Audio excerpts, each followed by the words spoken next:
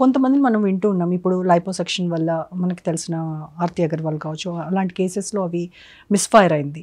So, అలాంటివి జరగకుండా అంటే ఎలాంటి జాగ్రత్తలు తీసుకోవాలి? ఒకటి ఇండికేషన్స్ లేకుండా, అంటే రైట్ ఇండికేషన్ లేకుండా, ఆ రైట్ డాక్టర్ దగ్గరికి వెళ్ళకుండా షార్ట్ కట్స్ ట్రై చేయకూడదు. నెంబర్ 1. లైపోసెక్షన్ అనేది ఎప్పుడు కూడా హెల్దీ లైఫ్ స్టైల్కి ఆల్టర్నేట్ కాదు.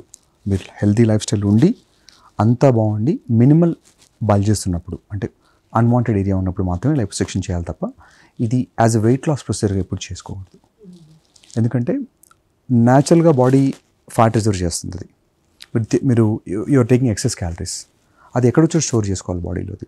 అది ఆర్మ్స్లోనో లెగ్స్లోనో మీ బాడీ ప్యాటర్న్ బట్టి, మీ జెనెటికల్ ప్యాటర్న్ బట్టి డిపాజిట్ అవుతుంది. అది మనం డిస్టర్బ్ చేసినప్పుడు అది బాడీ మీ ఎనర్జీ ఇన్పుట్ మారలేదు అంటే అదే తింటున్నారు, ఆటోమేటిక్గా బాడీ ఆ ఎనర్జీని ఇంకెక్కడికైనా స్టోర్ చేసుకుంటుంది. సో షేప్ అబ్నార్మల్ షేప్ అయ్యే ఛాన్స్ ఉంటుంది. ఆ నిమిషం కాపోవచ్చు, బట్ మే నెక్స్ట్ 1-2 ఇయర్స్లో.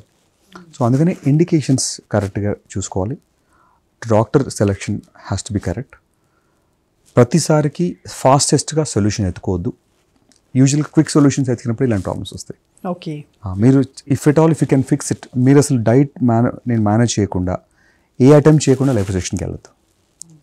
మీరు ఒకసారి ప్లాన్ చేసి అన్నీ కరెక్ట్ చేసుకొని, అయినా నాకు లెట్స్ సే ఆర్మ్స్ పోవట్లేదు, ఫ్లాంక్స్ పోవట్లేదు, అది ఒక థై బల్జ్ ఉంది, జెనెటికల్గా లీన్ ఉన్నా అదే ఉంది, అప్పుడు you should choose these procedures.